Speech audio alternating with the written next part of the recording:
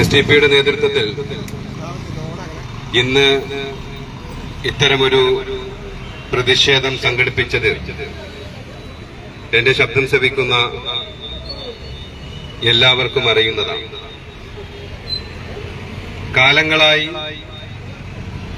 സംവരണം തന്നെ അട്ടിമറിക്കുക എന്ന ഉദ്ദേശത്തോടുകൂടി അതിലേറെ മുസ്ലിം സംവരണത്തില്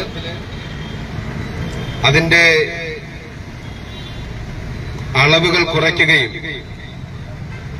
മുസ്ലിം സംവരണം പതുക്കെ പതുക്കെ ഇല്ലാതാക്കുന്ന ഒരു നയം LDF സർക്കാരിൽ നിന്ന് ഈ കഴിഞ്ഞ കാലങ്ങളിൽ നമുക്ക് കാണാൻ കഴിയും. അതിന്റെ ഏറ്റവും ഒടുവിലത്തെ ഉദാഹരണമായിട്ടാണ് നമുക്കിപ്പോ മനസ്സിലാകുന്നത് ആശ്രിത നിയമങ്ങൾക്ക് ആ ആശ്രിത നിയമങ്ങളില് ചില ഭേദഗതികൾ വരുത്തിക്കൊണ്ട് പുതിയൊരു സംവിധാനം ഒരുക്കി ഉദ്യോഗസ്ഥ ഭരണ പരിഷ്കാര കമ്മീഷൻ പുതിയ റിപ്പോർട്ട് നൽകിയിരിക്കുകയാണ്. സ്വാഭാവികമായും റിപ്പോർട്ട് മാത്രമല്ലേ നൽകിയുള്ളൂ, എന്തിനാണ് പ്രതിഷേധം എന്ന് സ്വാഭാവികമായും ചോദിക്കുന്നവരുണ്ടാകും. എന്നാൽ കാലങ്ങളായി LDFന്റെ ചതി മനസ്സിലാക്കുന്നവർക്ക് ഇങ്ങനെയാണ്, പതുക്കെ പതുക്കെയാണ് ഈ പ്രതിഷേധങ്ങൾ ശമിപ്പിച്ചാണ് മുസ്ലിങ്ങൾക്കെതിരായി നടക്കുന്ന ഓരോ നീക്കവും, പ്രത്യേകിച്ച് സംവരണ വിഷയത്തിൽ ഉദ്യോഗതലങ്ങളിൽ ഒക്കെ ഉണ്ടാകുന്ന വിഷയങ്ങളിൽ വരുന്നത് മുസ്ലിം വിഭാഗത്തിന് കിട്ടുന്ന സംവരണമാണ്.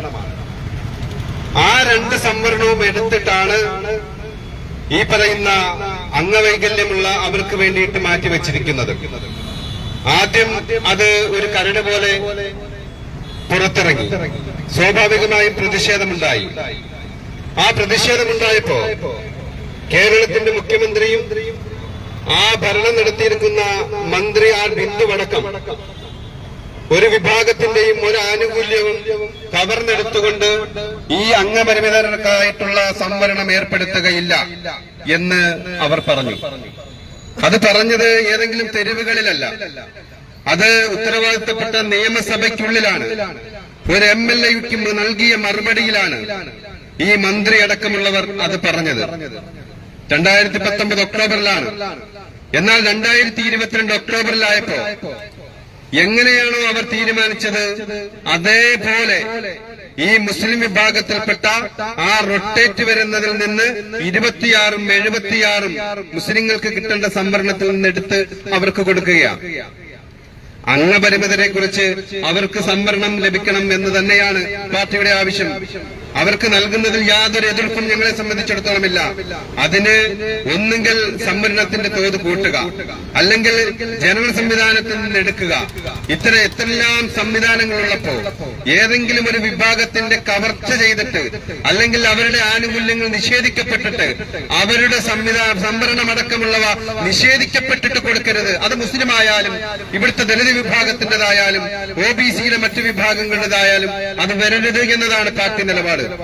പക്ഷെ എന്താ, ഈ CPM അല്ലെങ്കിൽ ഇടതുപക്ഷം അങ്ങനെ മുസ്ലിം വിഭാഗത്തിൽ നിന്ന് 2% സംവരണം എടുത്തു കളഞ്ഞു. അപ്പോ ആകെ ഉണ്ടായിരുന്ന 10-12 സംവരണത്തിൽ നിന്ന് 2% കുറഞ്ഞു.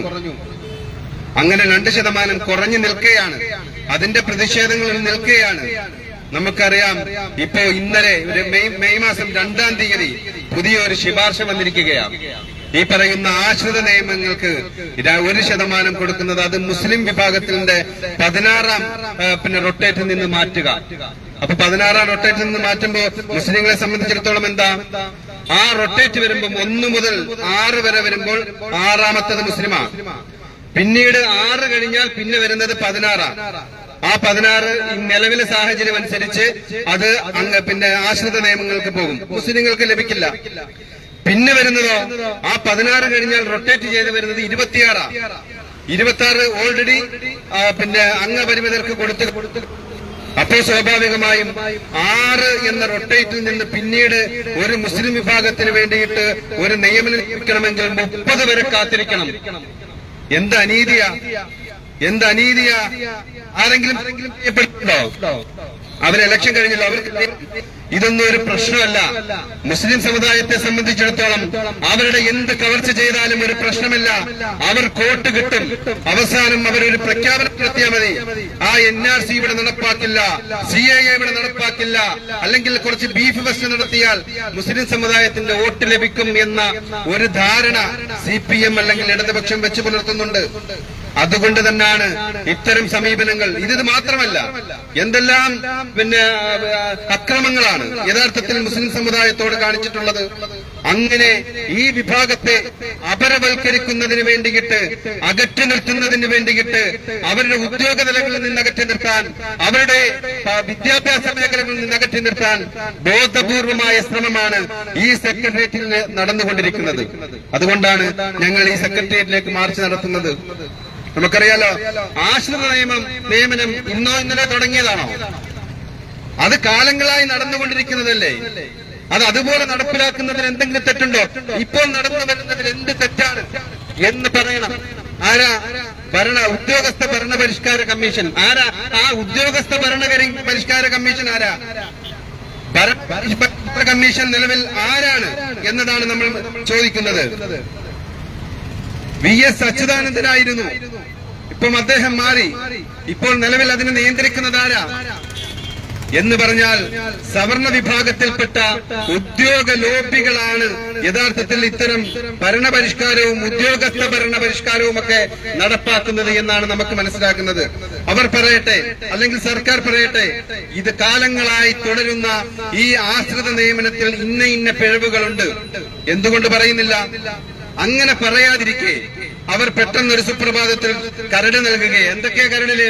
13 വയസ്സിന് താഴെയുള്ളവരാണ് മരിച്ചതെങ്കിൽ, എന്റെ ശബ്ദം ശ്രവിക്കുന്ന ഉദ്യോഗസ്ഥരുണ്ടല്ലോ, ആ ഉദ്യോഗസ്ഥരിൽ ഒരാൾ മരണപ്പെട്ടു പോയാൽ അവരുടെ 13 വയസ്സിന് താഴെയുള്ള കുട്ടികൾക്ക് സാമ്പത്തിക സഹായം നൽകിയാൽ മതി. അവർക്ക് ആശ്രിത നിയമനത്തിന് അർഹരല്ല. മനസ്സിലായോ? അങ്ങനെ വരുമ്പോ അതിനുശേഷം ഈ നിലവിൽ ഓരോ ജില്ലകളിലും അതിന് സംവിധാനമുണ്ട്. ഏത് ഡിപ്പാർട്ട്മെന്റിലാണോ അദ്ദേഹം വർക്ക് ചെയ്യുന്നത്, ആ ഡിപ്പാർട്ട്മെന്റിൽ ഒഴിവ് വരുമ്പോൾ അവർക്ക് നൽകുകയാണ് പതിവ്. നിലവിൽ അത് പൊതുഭരണത്തിലേക്ക് കൊടുക്കണം. പൊതുഭരണത്തിലേക്ക് കൊടുക്കുമ്പോൾ PSCക്ക് കൈമാറുക. PSCക്ക് കൈമാറുമ്പോ നമ്മൾ മനസ്സിലാക്കണം, കഴിഞ്ഞ കാലങ്ങളിൽ ഇവിടെ ഈ സെക്രട്ടേറിയറ്റ് പടിക്കൽ തന്നെ പോലീസ് ഉദ്യോഗസ്ഥരടക്കം നിരവധി നിയമനം കാത്തു നിന്ന ഒരുപാട് ഉദ്യോഗാർത്ഥികൾ സമരം ചെയ്ത തെരുവല്ലേ ഇത്. അവരൊക്കെ ആരോപിച്ച പ്രധാന ആരോപണം എന്തായിരുന്നു? PSCക്ക് യഥാസമയം ആ റിപ്പോർട്ട് നൽകുന്നില്ല. ഉദ്യോഗസ്ഥർക്ക് വേണ്ട നിയമനങ്ങൾ, ഉദ്യോഗാർത്ഥികളുടെ നിയമനങ്ങൾ സംബന്ധിച്ച് യഥാവിധി റിപ്പോർട്ട് നൽകുന്നില്ല എന്നതാ. അങ്ങനെയാണെങ്കിൽ ഒരു ഉദ്യോഗസ്ഥൻ മരണപ്പെട്ടാൽ അത് കൃത്യസമയത്ത് ഈ പൊതുഭരണ വകുപ്പിലോ അല്ലെങ്കിൽ PSCക്കോ ആ ലിസ്റ്റ് കൈമാറുമോ? അങ്ങനെ ലിസ്റ്റ് കൈമാറിയില്ലെങ്കിൽ ഏതെങ്കിലും ഉദ്യോഗസ്ഥനെതിരെ നടപടിയെടുക്കാൻ വകുപ്പുണ്ടോ? നിലവിൽ അങ്ങനില്ല. അങ്ങനെ നടപടിയെടുക്കുന്നില്ല എന്ന് പറഞ്ഞാൽ മാത്രമല്ല, ഒരു ആശ്രിത നിയമനം അതാത് ജില്ലകളിലാണ് നടക്കുന്നത്. ഇപ്പോ പൊതുഭരണത്തിലോ അല്ലെങ്കിൽ PSCക്കോ വരുമ്പോ അവന് തിരുവനന്തപുരം ജില്ലയിലുള്ള ഒരാൾക്ക് കാസർഗോഡ് കിട്ടിയാൽ അവൻ അവിടെ ജോലി ചെയ്യേണ്ടി വരികയാണ്. എന്ന് പറഞ്ഞാൽ എല്ലാ രീതിയിലും ബുദ്ധിമുട്ടിക്കുന്ന നിലയിലാണ് ഇതുള്ളത്. ഇന്നിപ്പോ 11:30 ഈ സെക്രട്ടേറിയറ്റ് അനക്സിൽ ഇപ്പോ അതുമായി ബന്ധപ്പെട്ട് സർവീസ് സംഘടനകളുടെ യോഗം വിളിച്ചിരിക്കുകയാണ്. അതിൽ പ്രധാനമായി എന്താ ചർച്ച ചെയ്യുന്നത്? ഈ 13 വയസ്സും താഴെയോ മേലിലോ എന്ന് മാത്രമാണ് ചർച്ച ചെയ്യുന്നത്. എന്നാൽ അതിൽ പറഞ്ഞിരിക്കുന്ന ഏറ്റവും അടിസ്ഥാനപരവും ആപത്തുകരവുമായ ഒന്നാണല്ലോ, ആ മുസ്ലിം വിഭാഗത്തിൽ നിന്ന് ഓൾറെഡി 2 നിയമനങ്ങൾ നഷ്ടപ്പെട്ട അതേ വിഭാഗത്തിൽ നിന്ന് വീണ്ടും ഒരു കവർച്ച അവിടെ നടക്കുന്നതിൽ ഇവിടെ എന്താ ചർച്ച ചെയ്യപ്പെടാത്തത്? പ്രതിപക്ഷ സംഘടനകൾ ഇപ്പൊ പത്രക്കാരൊക്കെ ചോദിക്കുമ്പോഴും ആവർത്തിച്ച് പറയുന്നത് 13 വയസ്സിന്റെ കാര്യവും മറ്റു വിഷയങ്ങളുമൊക്കെയാ. എന്തുകൊണ്ടാണ് ഈ പറയുന്ന ഈ രാജ്യത്തിന്റെ അല്ലെങ്കിൽ ഈ രാജ്യത്തിന് അനവധി സംഭാവനകൾ ചെയ്ത ഈ കേരളത്തിലടക്കം അവരുടെ അവരുടെ ജനസംഖ്യാനുപാതികമായ ഒരു പ്രാതിനിധ്യം ലഭിക്കാത്ത ഒരു സാഹചര്യത്തിൽ എന്തുകൊണ്ട് അവരിൽ നിന്നൊരെണ്ണം കൂടി കവർച്ച ചെയ്യുന്നു എന്നത് നിങ്ങൾ എന്തുകൊണ്ട് സംസാരിക്കുന്നില്ല, ചർച്ച ചെയ്യുന്നില്ല? നമുക്കറിയാലോ, അതിനു മുമ്പ് Narendra commission report Narendra commission റിപ്പോർട്ടിൽ എന്താ? ഇവിടുത്തെ മുസ്ലിം ജനവിഭാഗങ്ങൾക്ക് അവർക്ക് ഓൾറെഡി ഈ പറയപ്പെടുന്ന ആ സംവരണം ലഭിക്കുന്നില്ല. അങ്ങനെ സംവരണം ലഭിക്കാത്തതിന്റെ പേരിൽ അവരുടെ തസ്തികയിൽ മറ്റുള്ളവർ കയറിക്കൂടി അങ്ങനെ ഒരു വലിയ ശതമാനം മുസ്ലിം വിഭാഗങ്ങൾ പുറത്താണ്. അത് നികത്തണം, അത് സ്പെഷ്യൽ റിക്രൂട്ട്മെന്റ് വഴി നികത്തണം എന്നതായിരുന്നു നരേന്ദ്ര കമ്മീഷൻ റിപ്പോർട്ട്. അതിനുവേണ്ടി നിരന്തര സമരം ചെയ്തില്ലേ? നിരന്തരമായ സമര പോരാട്ടം ഈ തെരുവുകളിൽ നടന്നില്ലേ? എന്നിട്ട് ഇടത് സർക്കാരോ വലത് സർക്കാരോ അതുമായി ബന്ധപ്പെട്ട ഒരു നടപടി സ്വീകരിച്ചോ? ഇന്നും അത് ഒഴിവായി കിടക്കുകയല്ലേ? അങ്ങനെ പിന്നെ ഉമ്മൻചാണ്ടി സർക്കാരിന്റെ കാലത്ത് അതുവരെയുള്ള എല്ലാ ഒഴിവുകളും നിലനിർത്തിക്കൊണ്ട് തന്നെ പുതിയത് ഇനി ആകില്ല എന്ന ഒരു സമീപനം സ്വീകരിച്ചു. അങ്ങനെ സമീപനം സ്വീകരിക്കുമ്പോഴല്ലേ സച്ചാർ കമ്മിറ്റി റിപ്പോർട്ട് വരുന്നത്? രജീന്ദ്രനാഥ് സച്ചാർ കമ്മിറ്റി റിപ്പോർട്ട് വരുമ്പോ അന്ന് VS അച്യുതാനന്ദനാ കേരളം ഭരിക്കുന്നത്. അപ്പോ സച്ചാർ കമ്മീഷൻ റിപ്പോർട്ട് ഇന്ത്യ മുഴുവനുള്ള മുസ്ലിങ്ങളുടെ ദയനീയതയാണ് പറയുന്നത്. അവർ ദളിത് വിഭാഗത്തെക്കാൾ ദയനീയതയാണ്. അവർക്ക് 20 രൂപ പോലും ശമ്പളമുള്ളവരല്ല. അവർ അവർ ജോലികളിൽ നിന്ന്, ഉദ്യോഗ മേഖലകളിൽ നിന്നൊക്കെ തന്നെ അകറ്റി നിർത്തപ്പെടുന്നു. അതിന് പരിഹാരം കാണണം എന്ന് സച്ചാർ കമ്മിറ്റി റിപ്പോർട്ട് കമ്മീഷൻ അന്വേഷിച്ചു. ലക്ഷങ്ങൾ ഈ പൊതുഖജനാവിൽ നിന്ന് മുടക്കി ഓരോ ഗ്രാമങ്ങളിലും പോയി, ഓരോ സർവീസ് മേഖലകളിലും പോയി അവർ പഠനം നടത്തി റിപ്പോർട്ട് കൊടുത്തു. അപ്പോഴും കേരളത്തിലെ LDF ഗവൺമെന്റ് അന്ന് കാണിച്ചതെന്താ? അത് കേരളത്തിലെ മുസ്ലിങ്ങൾക്ക് പ്രശ്നമില്ല, കേരളത്തിലെ മുസ്ലിങ്ങൾ സാമ്പത്തികമായി മുന്നോക്കമാണ്, അവർ ഉദ്യോഗ മേഖലകളിൽ കണ്ടമാനമുണ്ട്, അതുകൊണ്ട് അവരെ ബാധിക്കുന്നില്ല എന്ന് ചർച്ച വന്നപ്പോ അവിടെ ഒരു കമ്മീഷനെ വീണ്ടും നിയമിക്കുകയാ, പാലോളി കമ്മിറ്റി. പിന്നെ പാലോളി കമ്മീഷൻ പ്രത്യേകം അന്വേഷിക്കുകയാ കേരളത്തിന്റെ മുസ്ലിങ്ങളുടെ അവസ്ഥയെ സംബന്ധിച്ചിടത്തോളം. അങ്ങനെ കേരളത്തിലെ മുസ്ലിങ്ങളുടെ അവസ്ഥയെ കുറിച്ച് വളരെ നല്ല നിലയിൽ ഒരു പഠനം നടത്തി പാലോളി കമ്മിറ്റി. ആ പാലോളി കമ്മിറ്റി കണ്ടെത്തിയതെന്താ? കേരളത്തിലും സമാനമായ സാഹചര്യമാണ്. കേരളത്തില് സമ്പത്ത് മുസ്ലിം വിഭാഗത്തിനുണ്ടായത് ഇവിടുത്തെ ഉദ്യോഗ മേഖലകളിൽ കയറിയിരുന്നു കൊണ്ടല്ല, അവർ ഗൾഫ് നാടുകളിൽ അധ്വാനിച്ചതിന്റെ ഫലമായിട്ടാണ്. അതുകൊണ്ട് അവർക്ക് അവരുടെ ജനസംഖ്യാനുപാതികമായി അല്ലെങ്കിൽ സംവരണത്തിന് അവർക്ക് അർഹതപ്പെട്ട ഒരാനുകൂല്യവും അവർക്ക് ലഭിക്കുന്നില്ല. അവർ വിദ്യാഭ്യാസ മേഖലകളിൽ പിറകോട്ടാണ്, അവര് മുസ്ലിം ജനവിഭാഗം ഉദ്യോഗ മേഖലകളിൽ നിന്ന് പിറകോട്ടാണ് എന്ന കൃത്യമായ കണക്ക് പാലോളി കമ്മിറ്റി കൊടുത്തില്ലേ? ആ പാലോളി കമ്മീഷന്റെ അടിസ്ഥാനത്തിലല്ലേ ഇവിടെ ഒരു സംവിധാനം ഉണ്ടായത്? ഒരു വകുപ്പുണ്ടായില്ലേ, ന്യൂനപക്ഷ വകുപ്പ്. ആ വകുപ്പിനകത്ത് മുസ്ലിം ജനവിഭാഗത്തിന് വേണ്ടി മാത്രം ചിലവഴിക്കാൻ അതിനകത്ത് വ്യവസ്ഥകൾ ഉണ്ടാക്കി. ആ വ്യവസ്ഥകൾ ആരാ ലംഘിച്ചേ? ആ വ്യവസ്ഥകളിൽ അല്ലെങ്കിൽ അതിൽ ആരാ വെള്ളം ചേർത്ത്? അതും ഈ പറയുന്ന ഇടത് സർക്കാർ. എങ്ങനെയാ വെള്ളം ചേർത്തത്? ആ 100% മുസ്ലിങ്ങൾക്ക് ലഭിക്കേണ്ട ആനുകൂല്യത്തിൽ നിന്ന് 20% ക്രൈസ്തവ വിഭാഗങ്ങളിലെ ഒരു വിഭാഗങ്ങൾക്ക് നൽകാം. ആരെങ്കിലും ഇവിടെ എതിർപ്പ് പറഞ്ഞോ? ഏതെങ്കിലും മുസ്ലിം സമൂഹം അല്ലെങ്കിൽ തെരുവിലിറങ്ങിയോ? ഒന്നും ഇറങ്ങിയില്ല. മുസ്ലിം സമുദായത്തിന് 100% കിട്ടേണ്ട അർഹതപ്പെട്ട ഒരു വകുപ്പ്, ഒരു സംവിധാനം അതിൽ നിന്ന് അർഹരായാണ് എന്ന് തോന്നുന്ന ക്രൈസ്തവ വിഭാഗത്തിന് നൽകിയപ്പോൾ ആരും എതിർത്തില്ല. പക്ഷേ അതിന്റെ എല്ലാ പഴുതുകളും അടച്ചായിരുന്നില്ല അന്നവർ ചെയ്തത്. അത് കോടതിയെ ചലഞ്ച് ചെയ്യാൻ മാത്രം ഇവിടുത്തെ ചില സംഘപരിവാർ നേതാക്കൾക്ക് അവസരം കൊടുത്തു. അങ്ങനെ സംഘപരിവാറിന്റെ നേതൃത്വത്തിൽ കോടതിയിൽ പോയി നിലവിൽ ആ സംവിധാനം പോലുമില്ലാതെ അതിൽ നിന്ന് 1 രൂപ പോലും ഇന്ന് മുസ്ലിം സമുദായത്തിന് ലഭിക്കുന്നില്ല എന്ന യാഥാർത്ഥ്യമാണ് നമ്മൾ മനസ്സിലാക്കേണ്ടത്. അങ്ങനെ കോടിക്കണക്കിന് രൂപ ചെലവഴിച്ച് അന്വേഷണ കമ്മീഷൻ കണ്ടെത്തി അതിന് പരിഹാരമാർഗം കണ്ടെത്തിയപ്പോ അതിനെപ്പോലും തുരങ്കം വെച്ചുകൊണ്ട് ഈ ഇടത് സർക്കാർ കയ്യേറി. നിലവിലോ അത് മാത്രമല്ലല്ലോ, എന്തെല്ലാം നമുക്കറിയാം. വഖഫ് ബോർഡിൽ ആ നിയമനം PSCക്ക് വിടുന്നതടക്കം, പിന്നെ ഇവിടുത്തെ നിരവധി സ്കോളർഷിപ്പുകൾ, ഏതെങ്കിലും ഒന്ന് സ്കോളർഷിപ്പ്, മദർ തെരേസ സ്കോളർഷിപ്പ് നടക്കുന്നുണ്ടോ? ഇതൊന്നും മുസ്ലിം വിഭാഗത്തിന് കിട്ടേണ്ട ഒരു സ്കോളർഷിപ്പും ഇപ്പോൾ ലഭിക്കുന്നില്ല. അത് മുസ്ലിം ജനവിഭാഗത്തിന് മാത്രമല്ല, ഇവിടുത്തെ ദളിത് വിഭാഗത്തിന്റെ സ്കോളർഷിപ്പുകൾ കൈയിട്ട് വാരുകയാണ് ഇടത് സർക്കാർ. ഇവിടുത്തെ ക്രൈസ്തവ വിഭാഗത്തിന് കിട്ടേണ്ട സ്കോളർഷിപ്പ് കൈയിട്ട് വാരുകയാണ് ഇടത് സർക്കാർ. അങ്ങനെ ഓരോ മേഖലകളിലും കൈയിട്ട് വാരി അർഹരപ്പെട്ടവർക്ക് കിട്ടാതെ എല്ലാം അനർഹരിലേക്ക് മാത്രം മാറിപ്പോകുന്ന ഒരു ഭരണമാണ് ഇടത് ഭരണം എന്നുള്ളതാണ് നമ്മൾ മനസ്സിലാക്കേണ്ടത്.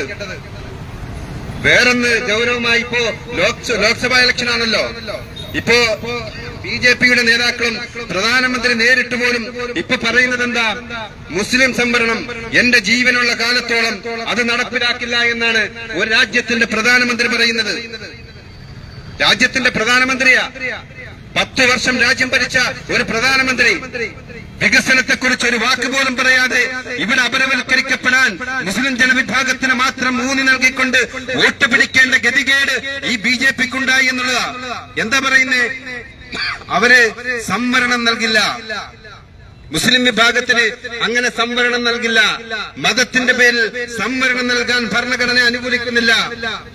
അങ്ങനെ മതത്തിന്റെ പേരിൽ ഇവിടെ ഒരാൾക്കും സംവരണം നൽകുന്നില്ല, ഒരാൾക്കും മതത്തിന്റെ പേരിൽ ഈ ഇന്ത്യയിൽ സംവരണം നൽകുന്നില്ല.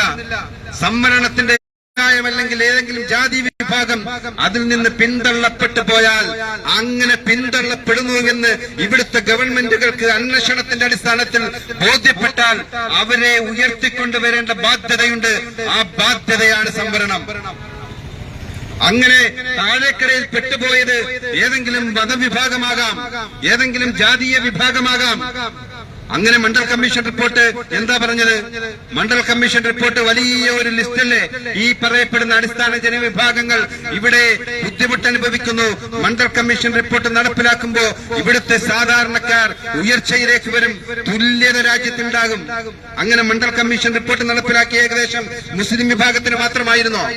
OBC വിഭാഗത്തിൽ നിന്ന് തന്നെ ഏകദേശം 3000-ലധികം വിഭാഗങ്ങൾ അതിൽ ഉൾപ്പെടുത്തില്ലേ? അത് മുസ്ലിം വിഭാഗങ്ങൾക്ക് വേണ്ടി മാത്രമായിരുന്നില്ല. പക്ഷേ ഇന്ന് പ്രചരിപ്പിക്കുന്നത് മുസ്ലിം ജനവിഭാഗത്തിന് എന്തോ അനർഹമായി ലഭിക്കുന്നുവെന്നതാ. നിങ്ങൾക്കറിയോ, ഇന്ത്യയുടെ പല സംസ്ഥാനങ്ങളിലും മുസ്ലിം ജനവിഭാഗത്തിന് 1% പോലും സംവരണം ലഭിക്കാത്ത ഒരു രാജ്യത്ത് നിന്നുകൊണ്ടാണ് ഈ രാജ്യം ഭരിക്കുന്ന പ്രധാനമന്ത്രി അത്തരം ഗർവാണങ്ങൾ ഉയർത്തുന്നത്.